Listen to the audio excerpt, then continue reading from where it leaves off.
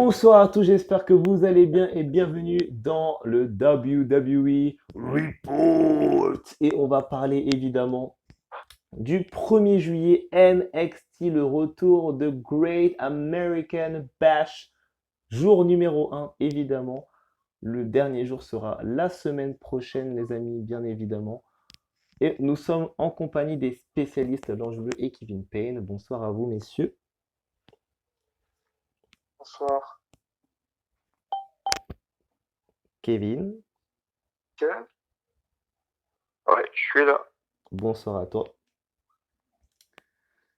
Bonsoir. Les commentateurs sont Mauro Ronaldo, Bex T'inquiète pas, on est Phoenix toujours là. et Tom Phillips, je m'en doute pas. Du coup, premier match de la soirée, match d'aspirante numéro 1 au titre féminin détenu par The Genesis of the Sky, Io Shirai. Fatal 4-Way Elimination Match avec Tegan Nox contre Dakota Kai, contre Mia Yim, contre The Poison Pixie, Candice LeRae. Première élimination de Yim et Nox.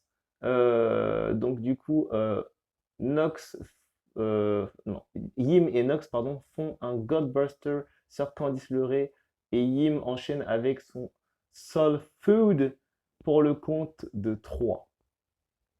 Candice, première éliminée. Donc du coup, deuxième élimination avec Yim qui fait son stall food sur Nox, mais Nox roule en bas du ring. Kai profite pour faire un O'Connor roll sur Mia Yim et du coup, elle arrive à gagner son match. Elle arrive à gagner, je veux dire, son segment avec Yim en l'éliminant après son bridge, donc sa prise de soumission qu'elle a appelée bridge. Et à la fin du combat, Nox fait un Molly Go, donc en relation, à mon avis, en référence, pardon, à la légende Holly Molly, je crois qu'elle s'appelle, un truc comme ça. C'est ça. Et du coup, c'est le Molly Go round du coin et enchaîne avec son Shining Wizard sur Kai pour le compte de 3. Victoire surprenante et inattendue de Tegan Nox, l'Hollandaise, qui donc affrontera très prochainement la génie du ciel Io Shirai pour le titre féminin de la WWE à NXT. Alors, Kevin, t'as dit hollandaise, je te corrige, c'est galloise. Elle vient du Pays de Galles. elle vient du Pays de Galles, excuse-moi. T'as raison. J'ai confondu avec le Pays-Bas. Mais tout va bien, tout va bien, tout va bien. Voilà, du coup, ouais, victoire logique, je veux dire, de Tegan Nox. Puisque Dakota Kai, à chaque fois, elle a battu Nox. Et là, elle a eu ses petites revanches, tu vois. Hmm, c'est vrai. Comme j'avais dit, en plus, je l'avais pronostiqué, j'avais dit soit Tegan, soit Candice. C'était entre les deux pour moi et ça a été Tegan Nox et je suis très fier du résultat. J'aime beaucoup Tegan Nox depuis assez longtemps maintenant et je trouve qu'elle le mérite sa victoire. N'est-ce pas, Kevin? Elle le mérite, mais après, il faut voir si elle va gagner. Ça, c'est vrai, on Ils ont, parle quand même de ça se Io Shirai respecte. en tant que championne, donc c'est pas n'importe qui quand même, c'est une championne qui a des statistiques qui se rapprochent de ceux de AJ Styles, c'est pas n'importe qui. C'est-à-dire que Io Shirai a des statistiques de championnat, elle a remporté autant de titres que AJ Styles lui-même a remporté dans le circuit indépendant, donc c'est juste phénoménal, c'est juste fou. Kevin. C'est ça. C'est comme t'as dit. C'est, elle est vraiment une spécialiste de la scène indépendante. C'est ça. Du coup, l'Ange Bleu, qu'est-ce que tu veux dire de ce match? Est-ce que tu es content de la victoire de Tegan Nox ou tu aurais préféré une des trois autres? Non, je suis content de la victoire de Tegan Nox parce que je l'avais prédit. Mhm. Donc, je suis content qu'elle ait gagné. Et pour ce qui est de notre ami, de notre ami Candice LeRae, bah, je trouve ça logique qu'elle ait pas gagné parce que c'était encore un peu tôt pour la mettre dans la course au titre. Et pour ce qui est de Naïm, c'est pareil, elle est en rivalité grandie. Par contre, ça m'étonne qu'ils aient pas fait gagner Dakota Kai parce qu'elle n'a pas de rivalité en ce moment et qui attisait beaucoup les défis Yoshirai. Mais après, c'est comme ça, c'est égal et c'est mérité. Mais j'espère que Dakota va essayer de gagner égal. Ok, ça marche. Du coup, deuxième match de la soirée, match classique entre Oney Lorcan et Timothy Thatcher. À la fin du combat, Lorcan lui applique un single leg Boston Crab, mais Thatcher le renverse avec un knee bar. Lorcan le repousse et les deux s'enchaînent les coups. Thatcher frappe plus fort et lui applique son armbar. C'est pas un armbar, c'est un Fujiwara armbar, pardon. C'est un Fujiwara en barre. Et Timothy Thatcher, du coup, remporte le match par soumission. Timothy Thatcher qui s'est fait plaisir d'ailleurs. Il a littéralement déboîté l'épaule d'Oni Lorcan après le match. Donc, enfin, pendant le match, mais un petit peu après, après la fin en fait du compte et de la sonnerie de la cloche. Il lui a déboîté l'épaule. Donc, victoire de Timothy Thatcher. Je trouve qu'ils sont en train de mettre Timothy Thatcher en grand plan après qu'il ait battu Matt Riddle dans cette cage, dans ce Fighter Pit. Ça a été plutôt intéressant d'ailleurs. Moi, je pense qu'ils vont mettre un Timothy Thatcher fort, un Timothy Thatcher dominant. Et j'ai hâte de voir la suite. Kevin, qu'est-ce que t'en penses? Si, comme tu as dit, ils veulent faire un Timothy Thatcher fort. Et le match était bon. Après, franchement, faut aimer ce genre de match parce que c'était un match vraiment très technique, tu vois. Parce qu'on sait que les deux, ils ont un background du côté, je crois, des arts martiaux. Hmm. Donc là, c'était plutôt de la lutte. Ils faisaient un peu de la lutte, arts martiaux. Vraiment, il y avait beaucoup de prises de soumission. Il y avait très très peu de prises telles qu'on les connaît. Et donc, pour aimer ce genre de catch, mais c'était un bon match pour moi. Ok. Et victoire logique de Timothy Thatcher, Hmm. qui est vraiment très très dangereux. Et d'ailleurs, on l'a vu avec sa fameuse école où il montre des promos de lui chaque semaine à NXT, où Oui, il il montre entraîne des gens. différentes signes. C'est ça, où il montre une semaine égale une soumission, tu vois. Exact. C'est ça. Ouais. Donc très bon match entre les deux. Ok, ça marche. L'Ange Bleu, qu'est-ce que tu penses de ce match entre Timothy Thatcher et Oney Lorcan? Timothy Thatcher, Oney Lorcan, c'est un match plutôt sympathique qui était assez bon, je pense, mais si je l'ai pas vu. Donc, je pense qu'il était bon et que Timothy Thatcher est montré en tant que dominance, ça semble logique. J'espère qu'il va continuer quand même un petit peu ses entraînements à côté de ça. C'est rigolo.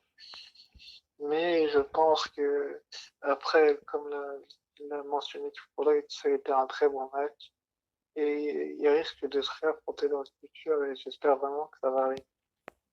Ben, je pense aussi. On présente une nouvelle vidéo promo de Karrion Cross qui n'était pas présent pendant ce show. Il était juste présent pour sa promo. Et il explique que le temps avance et on approche de la souffrance. Et il balance son fameux TikTok. Du coup, Karrion Cross qui se prépare à faire souffrir une nouvelle personne. Qui va être cette personne? On ne sait pas encore, mais à mon avis, ça se rapproche des titres, à mon avis. Kevin, t'as un avis? T'as quelqu'un en particulier que t'aimerais dire? Adam Cole, le plus logique. Ils ont commencé la rivalité, pas encore continué. C'est clair. Voilà, il y a eu un début, mais toujours pas de continuité. Fall and pray. Du coup, on attend la continuité de cette rivalité. Et on va voir ce que ça va Fall donner. and Pray. C'est ça. L'ange bleu, qu'est-ce que tu penses de Karrion Cross? La suite, c'est comme Kevin l'a dit, tout le monde pensait que c'était Adam Cole. Mais malheureusement, ce sera pas Adam Cole. Non, non, ce sera pas Adam Cole. Ou ce sera peut-être Adam Cole, on ne sait pas trop. Fall Mais, and Pray. mais on a été littéralement spoilé par un membre de Indie The Main Event de la semaine prochaine. Et Ou peut-être dis-le pas, comme ça au moins nous on le spoil pas. Exact, nous on le spoilera pas les amis, on va vous éviter ce Voilà. genre de spoil. on ne spoilera pas. Mais vous trouverez l'info sur internet si vous voulez. Ouais, je pense que vous allez vite fait trouver qui en question ce spoil. Ouais. Et je trouve ça bizarre qu'ils aient quand même débuté cette rivalité-là pour faire ceci. Moi, je pense que c'est juste je pense que ça doit être une information qui a fuité, je pense.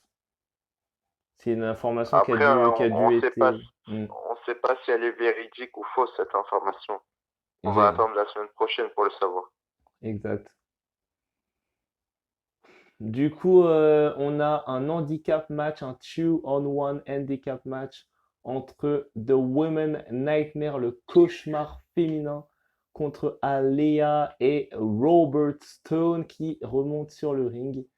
Victoire par soumission, par double soumission, je dirais même, car Rhea Ripley arrive à soumettre dans son Cloverleaf, dans sa variante du Modified Cloverleaf. Elle cagnasse une double Cloverleaf sur Alia et Robertson pour les faire taper simultanément en même temps. Victoire donc de ce cauchemar féminin de NXT, Rhea Ripley. Kevin, qu'est-ce que tu penses de ce match? Alors là, c'était sûr, Rhea Ripley ne rejoindra jamais la Robertson brand.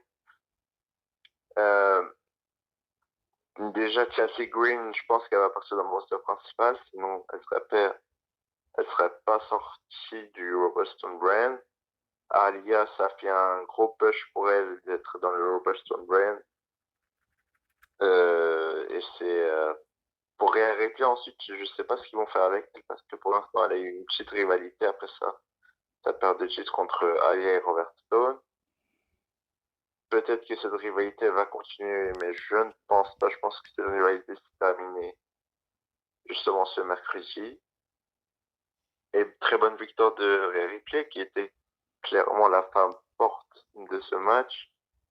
Et très bon jeu de Robert Stone. Et franchement, il a bien joué le jeu. C'est vraiment ce gars-là, c'est un génie. Même quand on le voyait les semaines dernières où il était complètement alcoolique, en train de vomir, en train de boiter, vraiment son jeu est exceptionnel. Et voilà, ce gars-là mériterait même mieux que ça. C'est clair. Après, je crois qu'il doit avoir 47 ans, je crois. Il me semble qu'il a 47 ans. Tu veux que je De toute vérifie? façon, il a fait... vérifie si tu veux, mais il me semble que c'est ça. Je vais vérifier, je te dis ça tout de suite. On se souvient de lui à la TNA avec The Bromans en tant que Robbie E. Il était vraiment exceptionnel. Et voilà, victoire logique de Rhea Ripley. Et Alia, on va voir ce qu'ils vont faire avec elle. Il a 36 ans. 36, ah bah je l'ai j'ai dit beaucoup plus, hein, je sais pas pourquoi j'ai dit 47. Voilà, bah du coup, elle a eu une rivalité avec Zaya Lee, maintenant avec Rhea Ripley, on va voir qui sera la prochaine. Ok, ça marche. L'Ange Bleu, qu'est-ce que tu penses du coup de Rhea Ripley contre Robert Stone et Alia?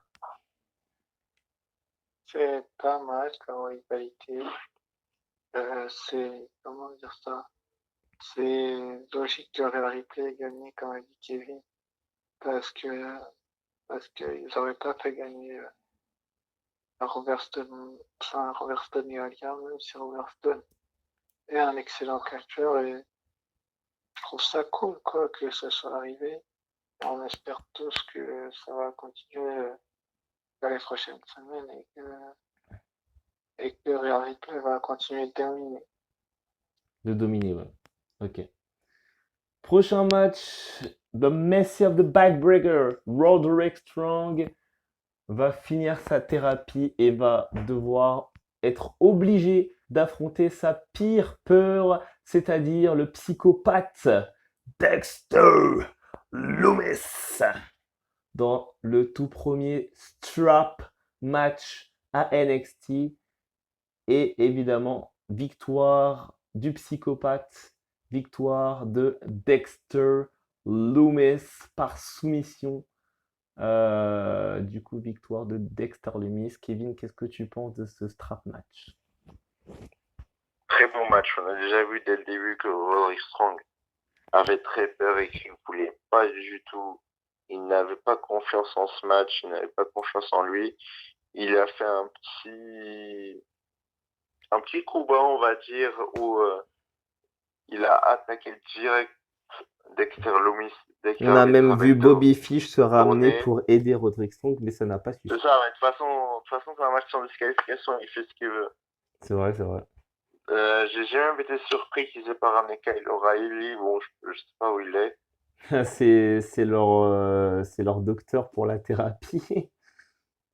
C'est ça.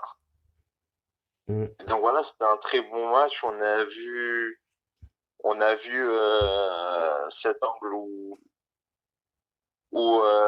ils se battent justement en dehors du ring, où ils se mettent des coups de ceinture. C'était vraiment très violent de la part des deux. Et à la fin, victoire logique de Dexter Loomis. Mm. Ok. L'Ange Bleu, qu'est-ce que tu penses de ce match entre Dexter Loomis et The Messi of the Backbreaker, Roderick Strong? Dexter Loomis a littéralement démoli Roderick Strong, même s'il était bien défendu. Et voilà quoi, Dexter Loomis, c'est le meilleur que j'ai. Il l'a montré et je suis fier de Dexter Loomis. Ok. Du coup, avant la fin, on a deux situations avec l'une. C'est Cameron Grimes qui se croit supérieur à tout le monde, qui dit que c'est le numéro 1, qu'il a envie de continuer dans cette voie. Et Damon Priest qui, lui, plus tard, dit qu'il a envie de régler ses comptes avec Cameron Grimes. Donc, très vite, il y aura un futur rematch entre les deux. Qu'est-ce que tu penses, Kevin? Bah, c'était logique, Cameron Grimes qui cherche littéralement la merde avec tout le monde. Il se croit être plus fort que tout Si le vous monde. savez, et il à parle la avec fin, son accent un peu comme ça. Il fait Ah, mais c'est Cameron Grimes! J'adore quand il fait ça, c'est trop c'est drôle. ça, genre, il parle derrière ton dos et à la fin, quand tu viens devant lui, il vient, il t'apprécie, il dit ouais, toi t'es un très bon mec, je t'ai toujours apprécié. C'est un peu tu vois, l'hypocrite parfait, en fait, Cameron Grimes. Voilà, c'est l'hypocrite parfait, c'est le il parfait même. Enfin, pas le il parfait. Il a remplacé Damien Priest, en fait. C'est ça, Damien Priest, maintenant qui est face. Moi, franchement, la phrase qui me fait le plus rire de Cameron Grimes, c'est quand il dit Vous savez, j'ai battu Finn Balor, je l'ai battu tellement bien et tout. Enfin, il se vante d'avoir battu Finn Balor et après il dit J'ai brisé le dos de Damien Priest, j'ai battu Finn Balor avec une mâchoire cassée. Enfin, le mec, il se vante carrément. C'est le mec incroyable, incroyable, franchement. Et il a un ego surdimensionné. C'est pas possible, ce mec. Ah là là. Cameron Grimes. L'Ange Bleu, qu'est-ce que tu penses de Cameron Grimes contre Damien Priest? Je pense que ça va être dur, mais comment dire, Grimes, il va perdre. Il cherche trop la merde avec tout le monde. On a vu avec Balor qu'il l'a battu une fois, ensuite Balor avait sa revanche. Donc je vois pas pourquoi Priest n'aurait pas sa revanche. Et il va gagner. Priest, il va battre Grimes. Il va montrer aux gens qu'il est meilleur. Ok. Deuxième situation avant le main event, c'est cette fameuse confrontation, encore un pronostic parfait du WWE Report. Santos Escobar arrive avec son clan, avec Joaquim Wild et Raúl Mendoza. Et il explique qu'il a envie de redonner goût au public de El Hierro del Fantasma. Il a envie de renouer les liens avec El Hierro del Fantasma, de prouver au monde qui il est réellement. Et il a envie de montrer aux gens qu'il n'a pas besoin forcément, en fait, de montrer forcément toute sa force pour dominer les gens. Et en gros, après, t'as Drake Maverick qui arrive, qui veut à nouveau régler ses comptes avec Santos, sauf qu'il se fait stopper net par Raúl Mendoza et Joaquim Wild. À la fin, t'as Santos Escobar qui lui chope la tête en lui disant I tell you that no one can touch me. Ça veut dire, en gros, il lui a dit récemment que personne ne peut le toucher. Et ensuite, Breezango arrive en défendant justement Drake Maverick. Je m'attendais à Jack Atlas quand même, mais Breezango Ouais. c'est pas mal quand même. Et Breezango du coup qui aide Drake Maverick. Et le match est annoncé pour la deuxième journée du Great American Bash. Il y aura donc un six-man, il y aura donc, il y aura donc un six-man tag team match avec Drake Maverick et Breezango contre Santos Escobar et Raúl Mendoza et Joaquim Wild. Excusez-moi si vous entendez du bruit, c'est la familia. L'ange bleu, qu'est-ce que tu penses de cette annonce de match? Ça n'a rien à voir avec SCU contre le Dark Order, encore une fois. Hein? Là, on change complètement d'entreprise. Tu préviens pas, tu changes d'entreprise comme ça. Non, mais Tu, tu peux pas comparer la WWE et la WWE, certes, mais SCU Dark Order est plus hypant que Santos Escobar. Et c'est un clan contre Breezango et Drake Maverick. J'aime beaucoup Drake Maverick, j'aurais beaucoup aimé qu'il gagne le Cruiserweight Championship. Ça, je ne cache pas, je le cache à personne. Mais le match n'a rien à voir au niveau qualité, au niveau talent. ouh, toi tu vas long. Là, je suis pas du tout d'accord. Il va être meilleur, je pense. Non, non, non. Là, par contre, je suis obligé de te stopper tout de suite. Là, je suis pas du tout d'accord avec toi. Parce que là, tu vas un peu loin dans tes explications en disant que le match n'a pas, enfin, n'a pas de qualité comparée au match entre le Dark Order et les SCU. C'est deux entreprises complètement différentes avec des catcheurs complètement différents. Et même si certains se connaissent évidemment, mais c'est pas du tout la même entreprise, c'est pas du tout les mêmes règles. Et on a quand même un champion. SCU, à ce que je sache, ne sont pas champions. Dark Order, actuellement, ne sont pas champions non plus. Et Santos Escobar, c'est le champion par intérim Cruiserweight. Il affronte quand même Drake Maverick, qui est le général manager toujours de 205 Live. Donc ça reste quand même un match très important, surtout qu'il y a quand même Breezango et deux top talents qui sont Raúl Mendoza et Joaquim Wild. Donc voilà, franchement, je trouve que c'est vraiment un match intéressant et je trouve que t'es un peu dur dans tes explications. N'est-ce pas, Kevin? Je suis pas dur. C'est dur parce que. Enfin, après, je suis d'accord que El Hijo del Fantasma. Enfin, Santos Escobar maintenant serait un très bon champion. Après, tu vas voir ce que ça va donner. Là, pour l'instant, il n'a pas encore défendu. Et je pense que ça serait un très bon match. Breezango et Drake Maverick contre El Legado del Fantasma. Mais bon, c'est comme a dit Chris aussi, je m'attendais clairement à Jake Atlas et même Kushida, je m'attendais aux deux, tu vois. C'est vrai que Ah, tu Kushida vois, également, Kushida qui a eu une relation avec Drake Maverick, qui lui a dit que s'il remportait le titre, c'était le premier avec qui il aimerait catcher dans le ring en tant que champion. c'est ça. Donc, pour moi, ça aurait été logique et ça aurait été mieux Moi, ça aurait été de vraiment donner plus logique une d'avoir. opportunité à. Voilà, ça aurait été mieux de donner une opportunité à eux qu'à Breezango qui ont déjà une opportunité. Ouais, c'est contre vrai, ils auraient dû laisser Imperium, tu Breezango vois. continuer la rivalité avec Imperium et mettre Jake Atlas et Kushida avec Drake Maverick contre El Legado del Fantasma. Après, je sais pas, peut-être qu'ils n'étaient pas disponibles, Imperium, pour faire un match, donc ils ont eu cette idée. Que peut-être que Hmm. Jake Atlas Kushida n'était pas disponible, donc Ouais, je ils sais ont dû pas. s'arranger, ils ont dû s'arranger du coup. C'est ça. Ok, l'Ange Bleu, tu veux finir ta critique ou c'est tout? Pour revenir dessus, je pense que ça va être quand même un bon match, c'est pas le contraire. Comme vous avez dit, c'est deux énormes équipes, même si Britango n'est plus l'équipe qu'elle était par le passé. Mais je pense que le match de la WWE sera quand même meilleur, mais je pense que, comment dire, que le clan de, de Escobar va gagner.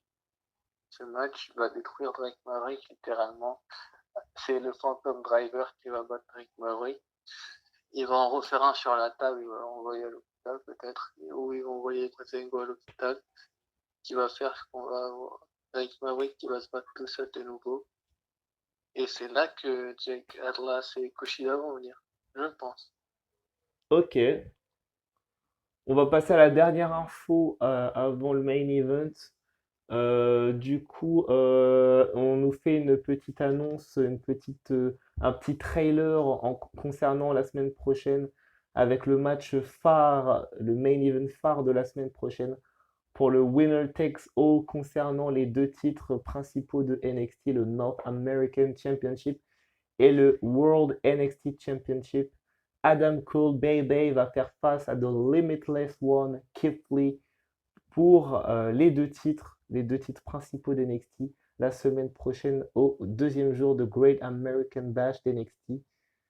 Et donc ils ont fait un petit trailer et une petite préparation pour ce match grandiose qui va devenir le tout premier de l'histoire de NXT, champion NXT et champion nord-américain dans la même soirée et succéder à tous ces doubles champions comme Jericho, comme Stone Cold, etc. Kevin, qu'est-ce que tu penses? Ça va être un match intense, ça c'est sûr, même si, voilà, du coup, on a deux gros catcheurs. Adam Cole qui représente NXT, Keith Lee qui représente le futur de NXT. Et donc, ça va être très dur, tu vois, on a un peu le passé contre le présent, tu vois, le futur contre le passé. Hmm. On va voir ce que ça va donner. Ok, ok. L'Ange Bleu, qu'est-ce que tu penses de ce face-à-face historique entre Adam Cole et Keith Lee? C'est un match qui fait très très très envie à beaucoup de gens et ça peut se comprendre parce qu'il est tellement bon que, que, pardon, il va voler le show pour moi ce match-là. Bah, c'est Et clair, c'est le après, main event et à chaque fois qu'Adam Cole est dans un main event, il vole le show. et Hmm. après, malheureusement, je suis assez triste qu'on ait été spoilé, si c'est vraiment le cas sur ce match. Et tout ce teaser-là, j'ai envie de le voir parce que c'est quand même le teaser d'une rivalité et c'est pas la première fois qu'ils s'affrontent. Mais je m'attendais surtout pas à cette Mais il fin-là. faut se dire que c'est un match historique, les amis. C'est un match vraiment historique, vraiment le premier match officiel de l'histoire où les deux titres sont remis en jeu pour la première fois à NXT. Et le gagnant de ce match sera officiellement le tout premier NXT North American Champion et NXT Champion dans la même Et le, soirée. et le gagnant de ce match a été spoilé par des cons. Excusez-moi l'expression. Ouais, mais on va pas dire évidemment, on va pas se spoiler, on va vite passer au main event pour éviter de spoiler aux gens. Le main event c'était entre The Legend Boss, The Standard, The Blueprint, Sasha Banks et The Genius of the Sky, Io Shirai dans un match classique sans les titres en jeu. Et du coup, à la fin du combat, Banks fait une powerbomb Ashirai sur le plexiglas en bas du ring. Banks la ramène sur le ring et se lance en frog splash, mais Io Shirai l'évite et lui applique un crossface. Banks résiste et Bailey lance sa ceinture sur le ring pour distraire l'arbitre et elle frappe Shirai avec un forearm. L'arbitre est encore distrait par Bailey qui veut retrouver sa ceinture. Asuka arrive de l'autre côté et elle fait son retour à NXT et fait un Green Mist à Sasha Banks en plein visage. Shirai en profite avec un roll-up, mais elle résiste. Shirai porte un coup de pied foudroyant sur Sasha Banks et son baseball slide à Bailey. Et une baseball slide à Bailey, pardon. Shirai complète avec un moonsault sur Banks pour le compte de 3. Victoire de la génie du ciel, Io Shirai, qui gagne après un match intense avec le retour de Asuka à NXT. Match très intense. euh, Franchement, pour moi, ce match a été vraiment très bon. Et j'ai rien à dire sur ce match. Franchement, rien à dire. Excusez-moi pour les bruitages, mais c'est. Je sais que je pense que c'est gênant pour vous, mais c'est les aléas du direct. Kevin, qu'est-ce que tu en penses? Bah, clairement, le main event, ça méritait d'être le main event. L'un des jeux. Est-ce que je me trompe en disant que c'est le premier main event féminin de NXT? N'est-ce pas? Non, à mon avis, de quoi? De NXT actuellement Oui, de NXT actuellement. ou je sais Je pas. crois, ouais, peut-être de l'année, ouais, le premier Oui, main event peut-être de féminin de l'année, mais l'année. pas en général. Ouais. Du coup, ouais, c'était un très très bon match. On a eu cette continuité de la rivalité entre Asuka et Banks qui est très intéressante à suivre. Et vraiment, Yoshi. Et en fait, ce qui est bien, c'est qu'ils ont gardé Sasha Banks comme la femme forte et en la faisant perdre par une intervention de Asuka. Et C'est clair. Bailey qui est toujours là pour mettre de l'ambiance avec ses réactions. Vraiment, ses réactions elles sont toujours très marrantes. C'est clair. Exceptionnelle. Bailey, elle est exceptionnelle en heel. Faut la Euh, garder heel. Faut pas la remettre face, pour moi. Faut la garder heel. c'est clair. Elle mérite clairement son titre. Franchement, moi, le son titre. heel turn, pour moi, il a été historique. Vraiment, j'aurais jamais pensé qu'elle serait bonne en heel. Jamais. Ah, franchement, Euh, quand elle a tourné heel, qu'elle a cassé les Bailey Bodies, qu'elle s'est coupé les cheveux, tout ça, ah, c'était waouh. C'était intense. ouais, c'est exceptionnel.